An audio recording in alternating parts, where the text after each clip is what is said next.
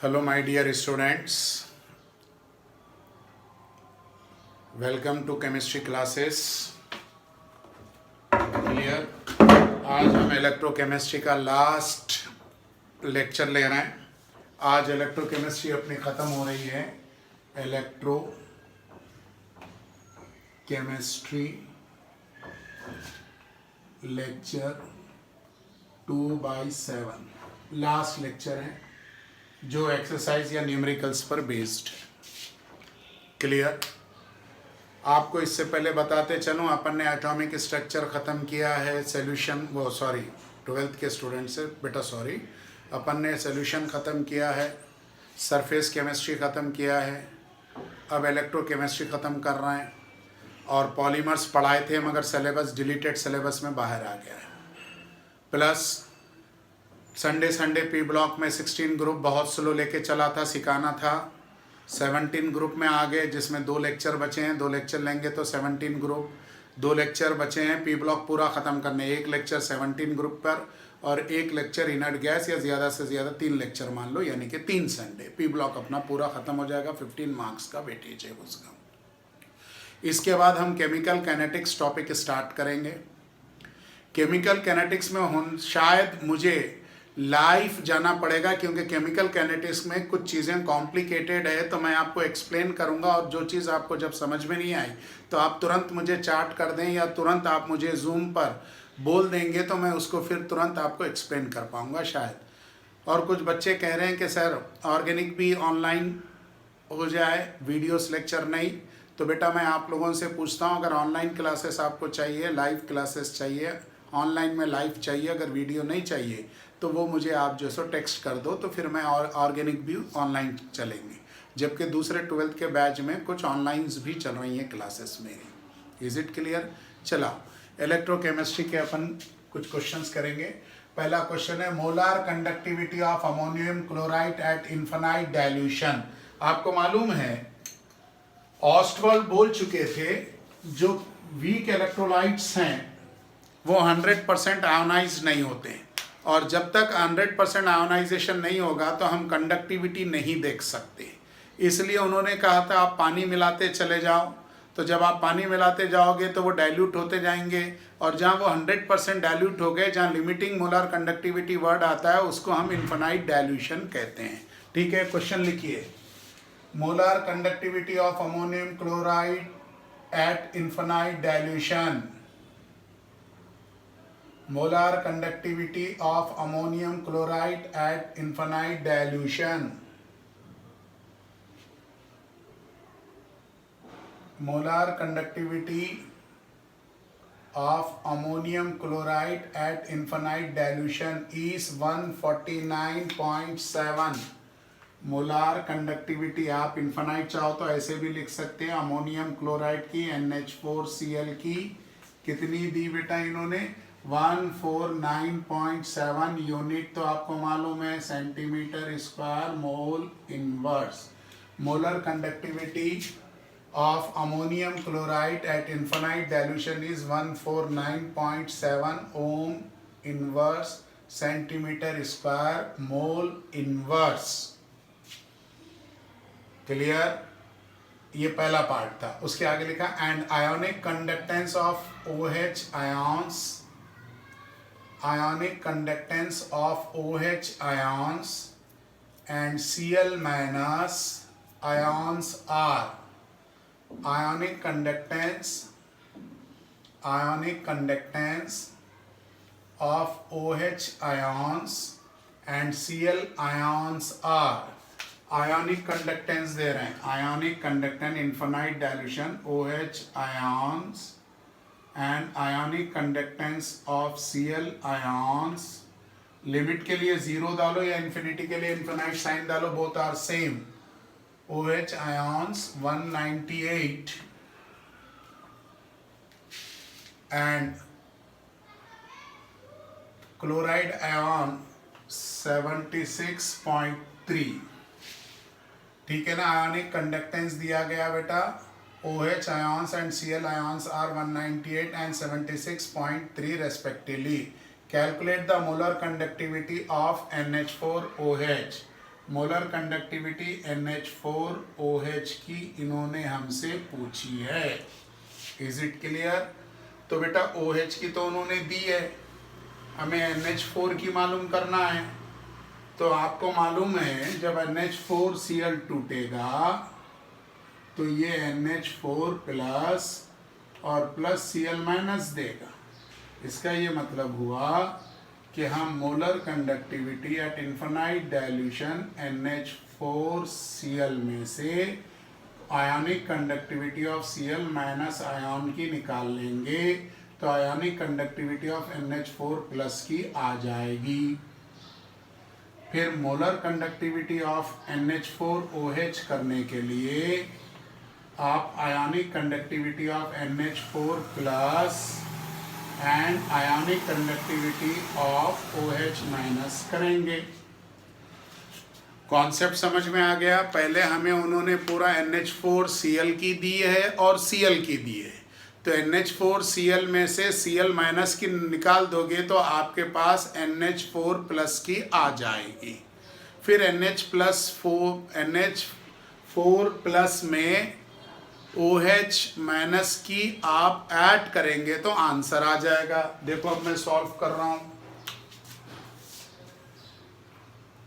NH4Cl की कितनी है? 149.7 माइनस Cl की कितनी है?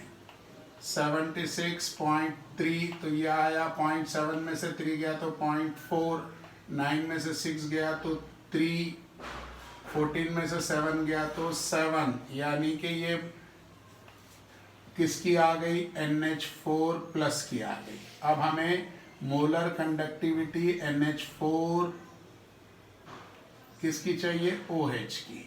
तो ionic conductivity of NH4 plus plus ionic conductance of OH minus, याद रखो इन दोनों को ऐड कर दो तो 73.4 प्लस OH का कितना दे रहे हैं? 198। तो आंसर आ जाएगा आपका NH4OH का 0.4, 8, 9, 10, 11 का 1 कैरी 1, 9, 10, 17, 1, तो 271 यूनिट ओम inverse centimetre square mole inverse, ये आपका आंसर। उम्मीद है समझ में आ गया होगा। क्लियर? ये सब कोलरिशस लॉ के एप्लीकेशंस चल रहे हैं, उसमें बताया गया था कि वीक का निकालने के लिए स्ट्रांग कर रहे हैं। अब हम एक इलेक्ट्रोलाइट दिया गया, दूसरे इलेक्ट्रोलाइट का पूछ रहे हैं तो हम उसको वर्कआउट कर रहे हैं। प्लीज कॉपी करिए, ये फर्स्ट क्वेश्चन का सॉल्यूशन है, कॉपी करो।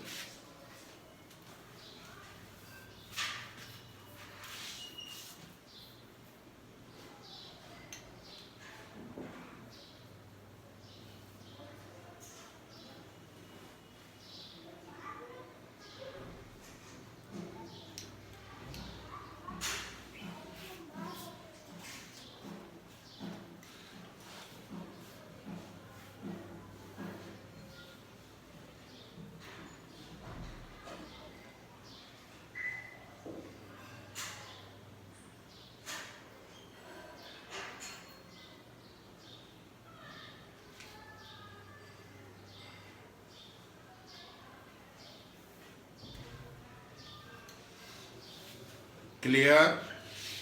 सीख गए? नेक्स्ट, फर्स्ट क्वेश्चन हमने कंप्लीट कर लिया।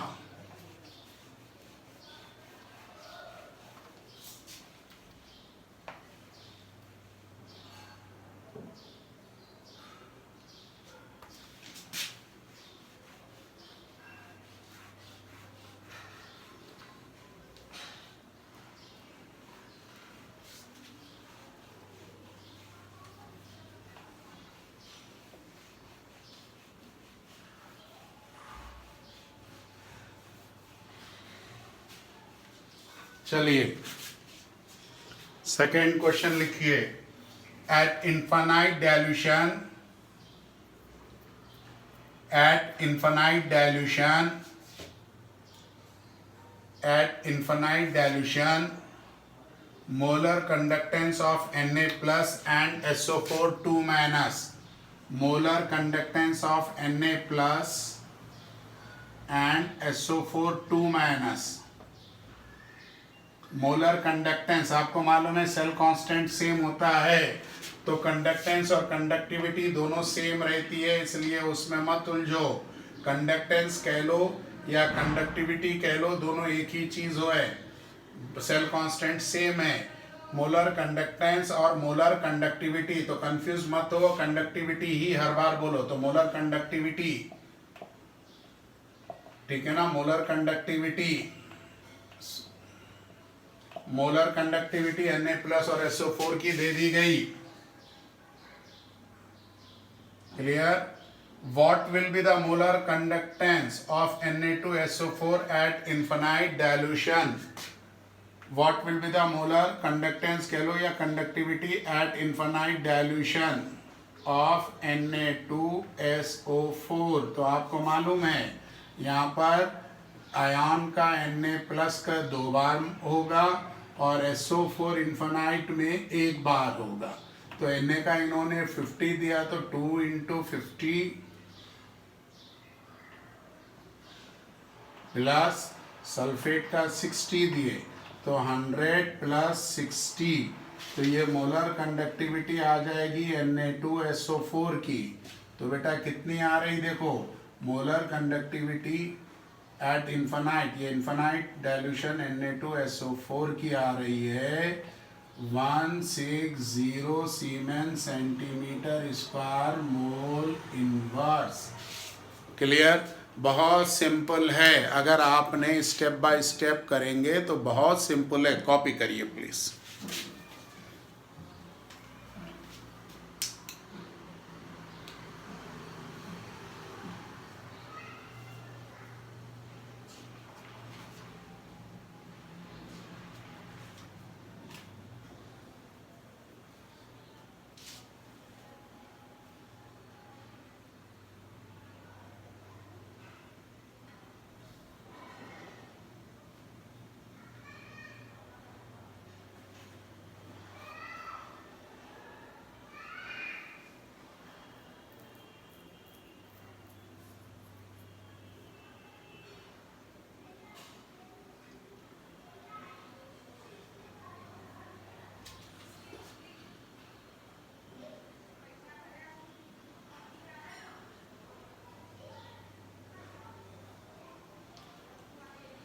क्लियर?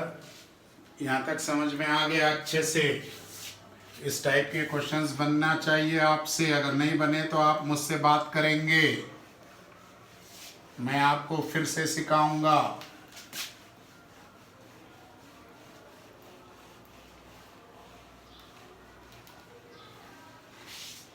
चलिए नेक्स्ट क्वेश्चन,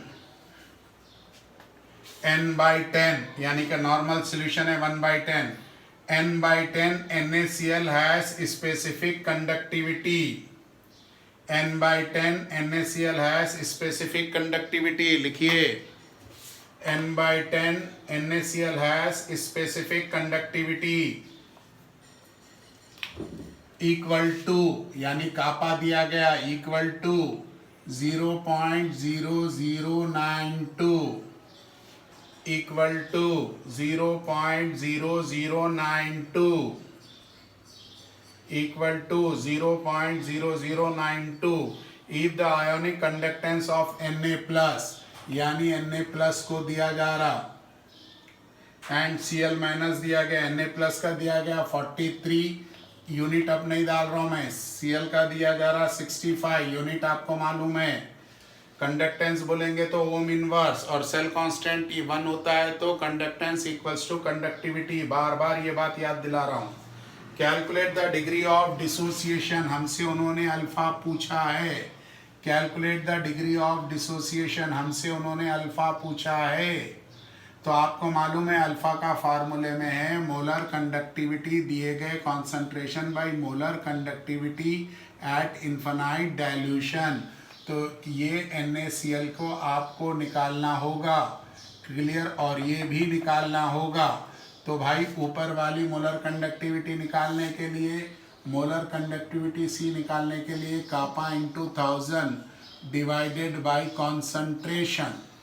तो कापा कितना है 0.0092 इंटू 1000 डिवाइडेड बाय 1/10 है, तो 1/10, तो इंटू फिर ऊपर एक 10 चला जाएगा, यानी 1 2 3 है, तो मैं 10 का पावर यहाँ 4 कर दे रहा हूँ। क्लियर।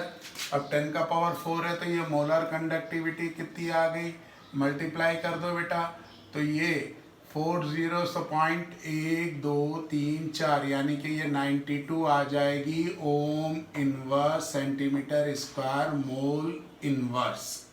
पहला पार्ट हो गया। अब molar conductivity at infinite dilution of NaCl आप निकाल रहे हो, तो molar conductance of Na plus infinity पर, molar conductance of Cl minus infinity पर।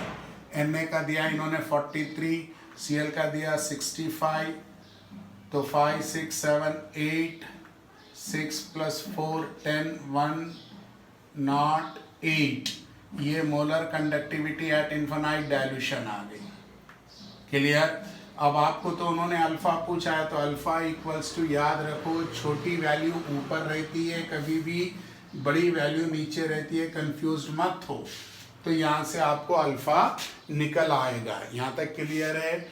2 से मैं पहले काट रहा हूँ, तो 2 4 8, 2 6 12, 2 5 10, 2 4 8। क्लियर, समझ में आ गया। फिर 2 से काट रहा हूँ, 2 2 4, 2 3 6, 2 2 4, 2 7 14, तो 23 को 27 पॉइंट लगा दिए 0, तो नियरली 8 टाइम के आसपास जाएगा। 8 7 8 56, 5 8 2 16, 17 18 19 20 21, 9 से जा सकता है क्या, 9 7 63, 6 9 2 18 19 20 21 22 23 24, बढ़ जा रहा हूँ। 0.8 से चला गया 216, 10 में से 6 गया 4, 2 में से 1 गया 1, 14 बचा, 140 हो गया। तो ये हो सकता 4 3 टाइम, 4 देख लें, 4 7 28, 4 2 8 9 10, 5 टाइम्स, 7 5 35, 3 5 2 10 13, यस 85, यानी कि degree of dissociation is 0.85। Is it clear. Copy करोगे।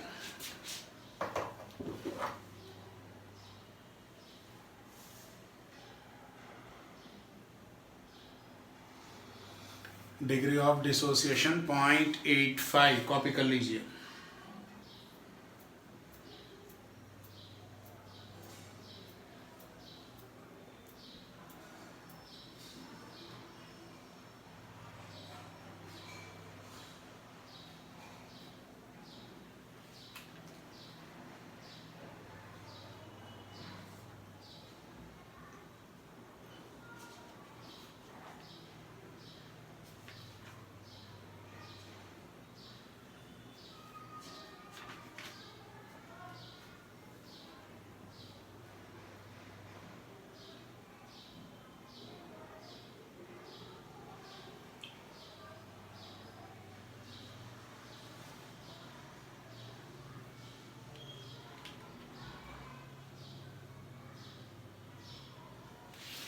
हो गया।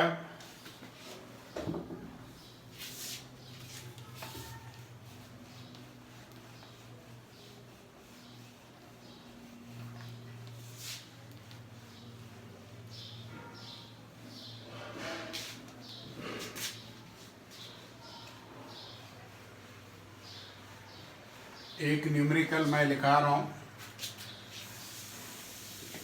देखो, calculate the molar conductivity of acetic acid, calculate the molar conductivity of acetic acid. Molar conductivity of acetic acid calculate करने के लिए दी जा रही है, calculate the molar conductivity of acetic acid. Acetic acid की मोलर कंडक्टिविटी कैलकुलेट करने के लिए दी जा रही है the molar conductivity at infinite dilution of calcium acetate CH3COO taken twice Ca is 200 ohm inverse centimeter square mole inverse, and molar conductivity of calcium chloride is 100. मैं calculation easy दे रहा हूँ ताकि कैलकुलेशन में आप ना उलझे, मुझे यहाँ आपको बैलेंस करना सिखाना है. And molar conductance of HCl is 60 ohm centimetre. Clear? देखो भाई, इन्होंने हमें जो दिया है वो एसीटेट, कैल्शियम एसीटेट दिया है. तो ये अगर टूटा तो 2 मोल एसीटेट आयन बनाएगा और 1 कैल्शियम. फिर इन्होंने कैल्शियम क्लोराइड दिया है, ये टूटा तो 1 कैल्शियम और 2 Cl माइनस. फिर इन्होंने हमें 1 HCl दिया है, तो ये टूटा तो 1 H प्लस और 1 Cl, तो Cl बैलेंस नहीं हो रहा, तो मैंने यहाँ पे 2 किया, ये 2 किया, ये 2 किया. इसका ये मतलब हुआ कि ये molar conductivity CaCH3 taken CaCl2 की हम माइनस में लेना है, molar conductivity CH3COO taken twice ये की प्लस में, मोलर कंडक्टिविटी को 2 टाइम मल्टीप्लाई करना है किसकी, HCl से. तभी जाकर ये इक्वेशन हमारे पास काम की बचेगी. ये Cl चला जाएगा, तो मेरे पास 2 मोल CH3COO माइनस बचेंगे, 2 H प्लस बचेंगे. क्लियर? तो यहाँ माइनस CaCl2 कितना दिया गया, -100 प्लस 200 प्लस 2 इंटू 60, तो -100 गया तो -100 प्लस 120, यानी कि ये आ गया प्लस 220 किसकी, मोलर कंडक्टिविटी आई 2 मोल CH3COOH की.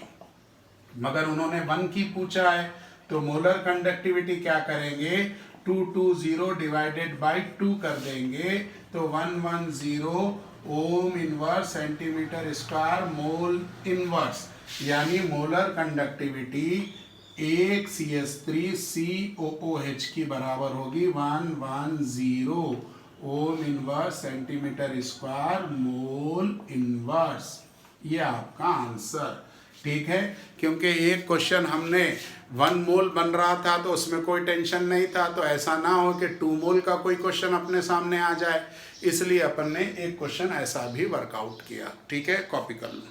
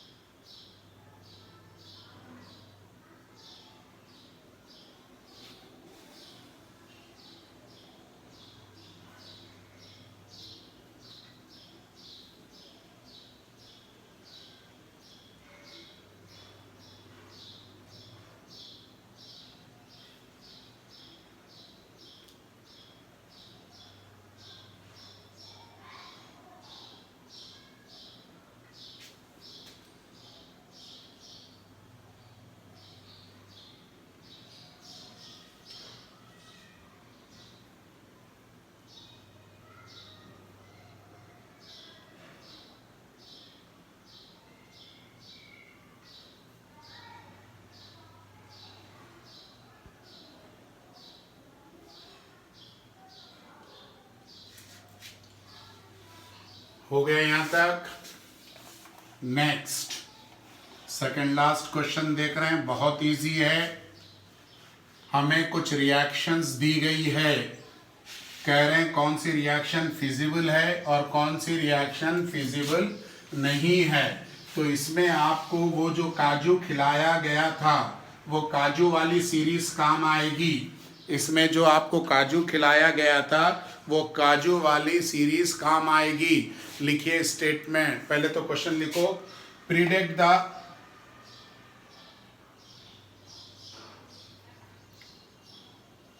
predict the reaction between the following is feasible. Predict if the reaction between the following is feasible. Predict if the reaction between the following is feasible.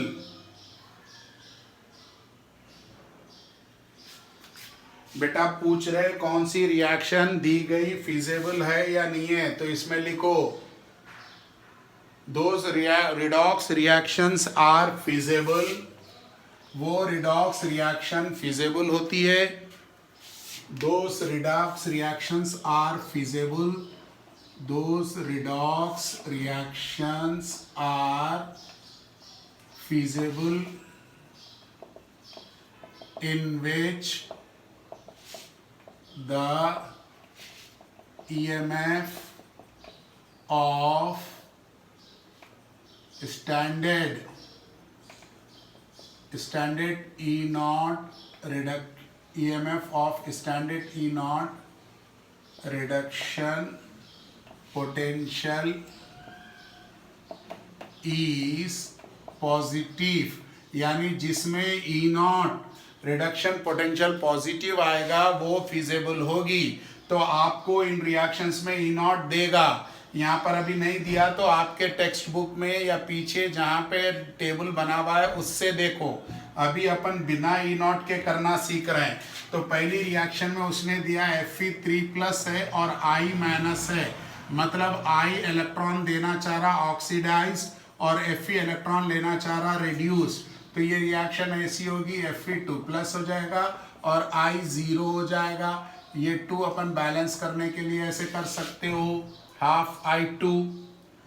इसका मतलब iodine ने electron दिया, iron ने electron लिया. तो याद करो सीरीज में कॉपर I आयरन, यानी ये 3+ है, I ऊपर है, तो ऊपर वाला एनोड इलेक्ट्रॉन देने वाला, नीचे वाला cathode. Yes, this reaction is feasible. क्योंकि मैंने बताया था ABC, ऊपर वाला एनोड, बीच वाला भूल जाओ, C फॉर कैथोड. तो आयोडीन इलेक्ट्रॉन दे रहा, आयरन इलेक्ट्रॉन ले रहा. Yes, this reaction is feasible. ऊपर वाला अगर इलेक्ट्रॉन देता है, सर हम कैसे पहचाने ऊपर वाला दे रहा? भाई जिसके पास जो ज्यादा होगा वो देगा. I- कह रहे हैं तो I इलेक्ट्रॉन को देना ही है. Fe3+ कह रहे हैं, पहले से इलेक्ट्रॉनों की कमी है तो Fe इलेक्ट्रॉन लेगा. तो ये फर्स्ट वाली रिएक्शन फिजिबल हो गई. सेकेंड में कह रहे Ag और Cu, Ag+ है और Cu न्यूट्रल है. तो आप देखो कॉपर I आयरन सिल्वर को ना बुलाई, आयरन सिल्वर नीचे है, इसका मतलब ये इलेक्ट्रॉन दे सकता है. तो कॉपर ने इलेक्ट्रॉन दिया और Ag ने इलेक्ट्रॉन लिया. Yes, second is also feasible. ऊपर वाला ले काजू खामे, ऊपर वाला इलेक्ट्रॉन अगर दे रहा है तो एनोड, वो रिएक्शन फिजिबल है. ऊपर वाला अगर एनोड इलेक्ट्रॉन दे रहा तो वो रिएक्शन फिजिबल है, और नीचे वाला इलेक्ट्रॉन ले रहा तो वो रिएक्शन फिजिबल है. ऊपर वाला इलेक्ट्रॉन दे रहा ऑक्सीडाइज तो फिजिबल, नीचे वाला इलेक्ट्रॉन ले रहा तो फिजिबल. तो सेकेंड भी फिजिबल है. थर्ड Fe3+ प्लस Br-, देखो कॉपर I आयरन सिल्वर को ना बुलाई, यानी ब्रोमीन नीचे है और इस रिएक्शन में ब्रोमीन इलेक्ट्रॉन देने वाले एक पोजीशन में है, तो आप बोलोगे गलत है, नॉट फिजिबल, ये रिएक्शन पॉसिबल नहीं है. तो third reaction is not feasible. Third reaction is not feasible. Fourth में देखो Ag और Fe3+, तो कह रहे Ag Fe को इलेक्ट्रॉन दे रहा, तो कॉपर I और आयरन सिल्वर को, तो Fe3+ ऊपर है, Ag नीचे है, तो ये इलेक्ट्रॉन कभी नहीं दे सकता. तो fourth reaction is also not feasible. बार बार कह रहा हूं, फोर्थ रिएक्शन भी फिजिबल नहीं है. हाँ, अगर E नॉट की वैल्यू दे दो तो आप क्या करो, E नॉट ऑफ एनोड और E नॉट ऑफ कैथोड तो बता ही दोगे कि सिल्वर यहाँ पे किसका काम कर रहा है, एनोड का, और ये कैथोड का. E not of cathode minus E not of anode रखो. अगर आंसर नेगेटिव में आता है तो नॉट पॉसिबल, नॉट फिजिबल, और अगर आंसर पॉजिटिव में आता है तो यस बोलो, फिजिबल बोलो. यहाँ तक clear. Next last Br2 and Fe2+. Br है, ब्रोमीन एंड Fe2 प्लस है। तो बेटा देखो आयरन इधर है, ये अल्जन कर्फी वाला है, अल्जन कर्फी का आयरन है और ब्रोमीन नीचे है। तो यहाँ पे ब्रोमीन को इलेक्ट्रॉन देना है, तो लास्ट के तीनों नॉट फिजिबल। यहाँ पे तीसरी वाली रिएक्शन में Fe2 प्लस लिखा है, तो Fe3 प्लस ही पॉसिबल नहीं था, तो Fe2 प्लस कहाँ से पॉसिबल होगा? Is it clear? तो बेटा फर्स्ट और सेकंड दो फिजिबल है, third fourth fifth is not feasible. और अगर ई नॉट की वैल्यूज दे तो जो ईएमएफ पॉजिटिव आएगा E cathode minus E naught of cathode minus E naught of anode से वो यस, और जो नेगेटिव आएगा वो no. Is it clear? Copy करो।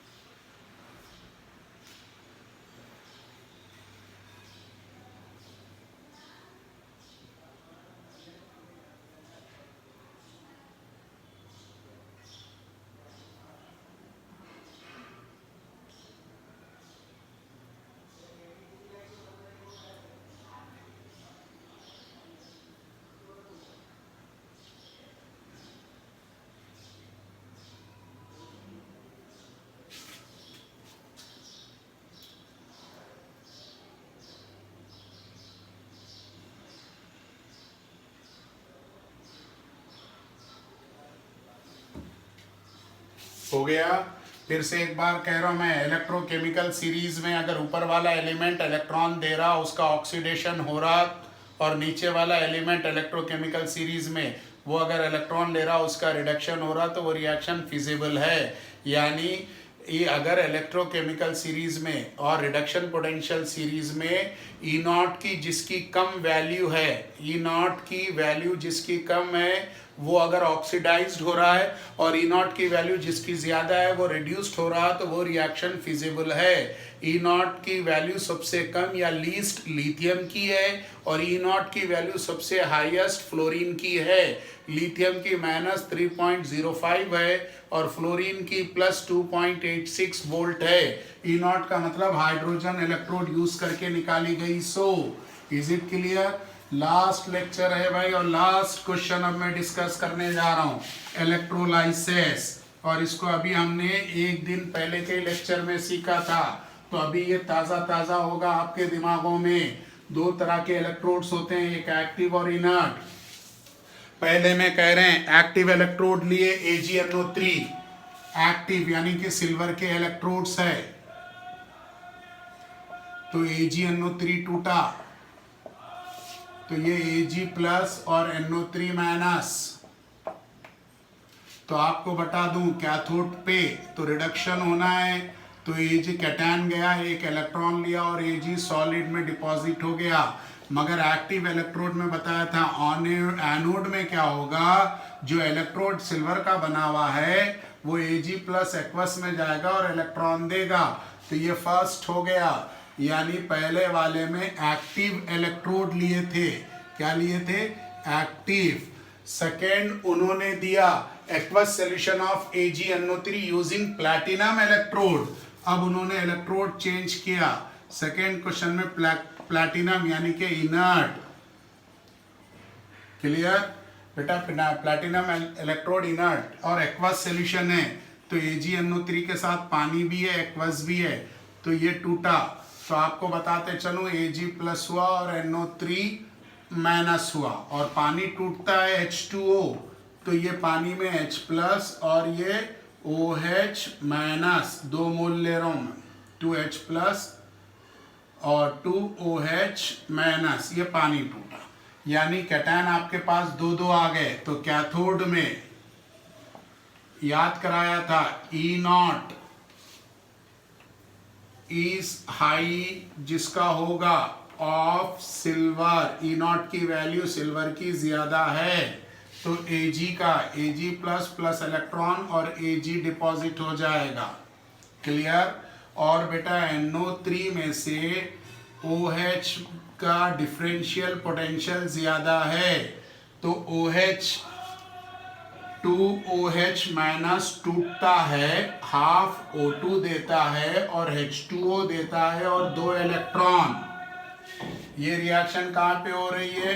एनोड पर। इसका ये मतलब हुआ कैथोड पे सिल्वर डिपॉजिट हुआ, एनोड पर ऑक्सीजन रिलीज हुई, तो सॉल्यूशन में कौन बच गया? एक H बच गया और एक NO3 माइनस बच गया, तो सॉल्यूशन में क्या बन गई? HNO3। HNO3 क्या होती है? एसिड, यानी सॉल्यूशन का pH लेस देन 7। ये सेकेंड वाला था, पूरा लिखना है। सॉल्यूशन में एसिड क्या बच गई? एसिड बचने के कारण pH लेस देन 7 हो गया और वो कंपाउंड HNO3 बचेगा।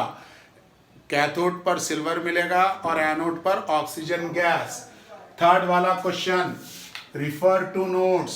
डाइल्यूट H2SO4 है, करा चुका हूं। Dilute H2SO4 refer to notes, पिछली क्लास में बता चुका हूं। डाइल्यूट H2SO4 है तो कैथोड पे हाइड्रोजन और एनोड पर ऑक्सीजन। क्लियर? अब आ जाओ, aqueous solution CuCl2 platinum electrode. Electrodes किसके हैं? प्लैटिनम के इलेक्ट्रोड हैं, तो CuCl2 टूटेगा, एक्वस है तो Cu पे 2+ और 2Cl पर माइनस, और पानी टूट रहा तो पानी में 2H+ और 2OH माइनस, तो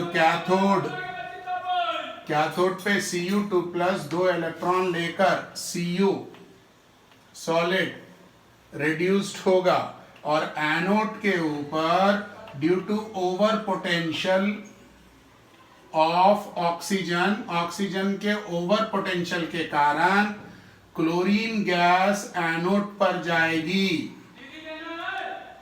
क्लोरीन गैस एनोड पर जाएगी। क्लियर? और पानी में OH और H रह जाएगा, यानी कि पानी का ना H मिलेगा ना पानी का ऑक्सीजन मिलेगा। Is it clear? कोई डाउट बेटा? ये था, याद रखो आपकी NCERT की अगर किताब है तो उसमें question number 6, question number 15, question number 16 deleted syllabus से हैं, तो ये तीनों क्वेश्चन नहीं करना, और जिनके पास NCERT है वो पूरी सॉल्व करो, या जिनके पास MP बोर्ड की किताब है एक्सरसाइज पूरी सॉल्व करो। अगर नहीं बने क्वेश्चंस तो मुझे फ़ोन कर पूछो। क्लियर? यहाँ तक पूरा कॉपी कर लिए होंगे। तो आज का लेक्चर बेटा यहाँ तक, इतना अच्छे से सीखना। Okay, thank you.